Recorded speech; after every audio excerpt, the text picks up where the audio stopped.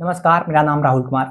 अगर मैं आपसे बोलूँ कि आपके मोहल्ले में चोरी हुआ और वहाँ का मुखिया बोले कि इसके बारे में कोई बातें नहीं करनी, इसके बारे में कोई चर्चाएँ नहीं होंगी, कोई पक्ष इसके बारे में चर्चा नहीं करेगा, क्या ऐसा पॉसिबल है? सेम यही बात हुआ राम मंदिर चोरी में।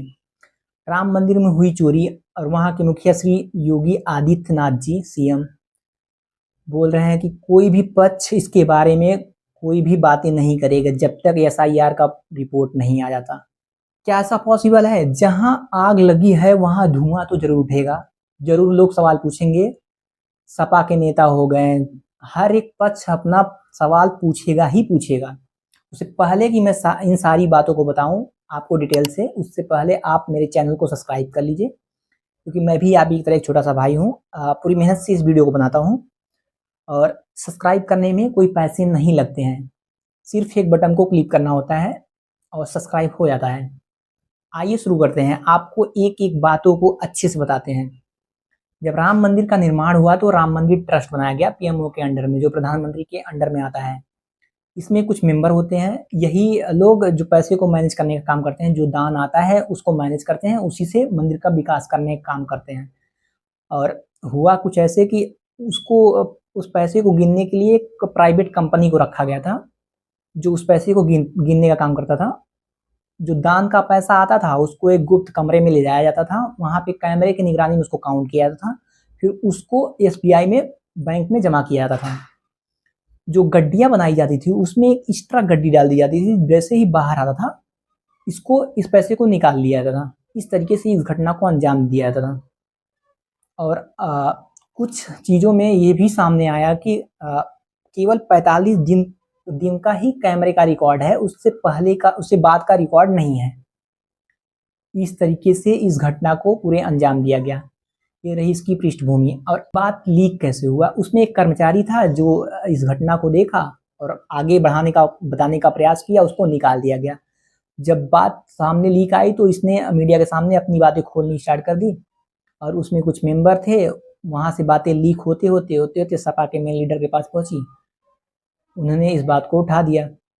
इस तरीके से ये बातें उठ गई। भी इस पे क्या हुआ है कि सीएम योगी आदित्यनाथ जी ने एसआईआर का गठन कर दिया है, उसकी रिपोर्ट धीरे धीरे निकल सामने आ रही है, कुछ लोगों को गिरफ्तार किया जा रहा है। इस तरीके से यह आगे बढ़ रहा है। राष्ट्र के अनुरोध पर एसआईटी जांच बिठाई है और मैं उन्हें इस बात के लिए कह सकता हूं कि एसआईटी जांच दूध का दूध और पानी का पानी करके रहेगी, उसमें कोई संदेह नहीं। लेकिन मैं सभी से इस बारे में अनुरोध करूंगा, सभी पक्षों से कहूंगा कि कोई भी ऐसी अनर्गल टिप्पणी और बातें न हो जो राम भक्तों की भावनाओं को आहत करती हो। सीएम योगी आदित्यनाथ जी का कहना है कि इस पे कोई बातें, अनर्गल बातें नहीं करेगा, इस पे कोई चर्चाएं नहीं होंगी। सोचिए, जब आग लगी है तो धुआं जरूर उठेगा। सपा के मेन लीडर 7 जून को ही अपनी बातों को ट्विटर के माध्यम से उठा चुके थे। संजय कुमार ने भी अपनी राय व्यक्त की है, आप इसको सुनिए। सुल्तान अंसारी से चंपत राय ने 2 करोड़ की जमीन 18.5 करोड़ में खरीदी 2021 में। उसके बाद 23 और 24 में तमाम जमीनों के घोटाले किए, ट्रस्ट ने किया। और आप सुन के हैरान होंगे कि 3 करोड़ की जमीन 24 करोड़ में खरीदी गई महंत मुरलीदास से। और आज एक मैंने सामने कागजात रखे जिसमें मैंने बताया कि किस तरह से 9 करोड़ की जमीन 55 करोड़ 47 लाख में आलोक बंसल से चंपत राय ने खरीदी। हर मामले में चंपत राय का नाम आता है, हर मामले में ट्रस्ट का भ्रष्टाचार सामने आता है। लेकिन एक बात हमें याद रखनी पड़ेगी, ईडी पार्टी ही दरअसल चंदा चोर है। यह पूरा का पूरा ट्रस्ट प्रधानमंत्री नरेंद्र मोदी के द्वारा बनाया गया है। और इसमें कौन सा व्यक्ति था? वही व्यक्ति जो आज वोट चोर के नाम पे प्रसिद्ध है, ज्ञानेश कुमार। ज्ञानेश कुमार 2020 से 2024 तक श्री राम जन्मभूमि ट्रस्ट के सदस्य थे। और उनका काम क्या था? जमीनों के काम को देखना, विकास के काम को देखना, सरकार के साथ ट्रस्ट का समन्वय बनाना। तो यही समन्वय बना रहे थे क्या वो? ये जमीनों का घोटाला मिलकर कर रहे थे क्या वो चंपत राय के साथ? इन सारे तथ्यों की जांच होनी चाहिए। आप कल्पना कीजिए कि 16 करोड़ दर्शनार्थी एक साल में प्रभु श्री राम के मंदिर में आए। और अगर आप 100 रुपए का भी चंदा मान लीजिए, चढ़ावा मान लीजिए, तो करीब करीब 1600 करोड़ रुपए का चढ़ावा चढ़ा।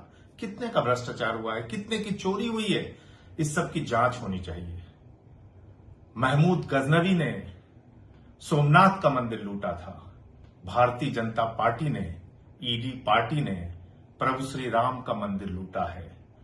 और ये कोई सामान्य चोरी नहीं है, ये बहुत बड़ा भ्रष्टाचार है। इसमें तमाम लोगों से पैसे की बरामदगी हुई है, लेकिन अब तक कोई एफआईआर नहीं हुई है। एसआईटी बनाई गई है। आज योगी बाबा कह रहे हैं कि फालतू की बातें मत करिए, जो तथ्य है एसआईटी को दीजिए।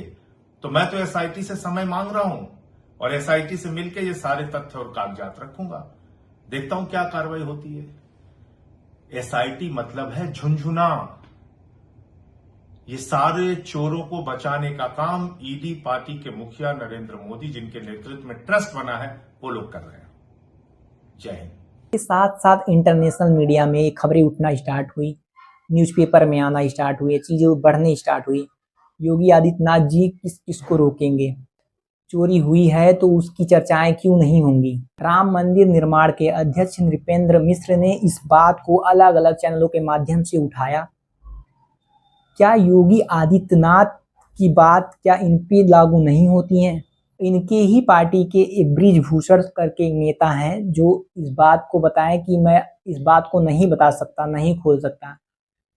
सोचिए, चोरी इस लेवल की हुई है कि आपको अनुमान शायद ही कर पाना मुश्किल है, क्योंकि इसके प्रॉपर आंकड़े नहीं है। कहीं तो 7 करोड़ दिखाई पड़ रहा है, कहीं 200 करोड़ तक ये मामला सुनाई पड़ रहा है। और कुछ धर्म गुरुओं की बात की जाए तो उनके मुंह से अभी कुछ तक नहीं निकल रहा है, चू तक नहीं निकल रहा है कि इस मामले में वो बोले भी कि 200 करोड़ की चोरी हुई है या कुछ चोरी हुई है राम मंदिर से। कुछ भी उनके मुंह से सुनने को नहीं मिल रहा है अभी।